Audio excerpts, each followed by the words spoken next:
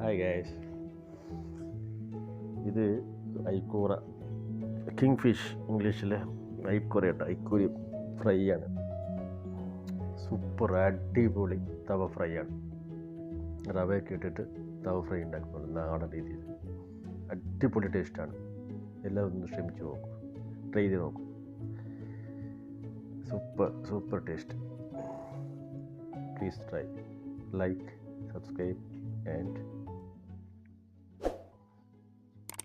support. കറിയുണ്ട്, മീൻ കറിയുണ്ട്.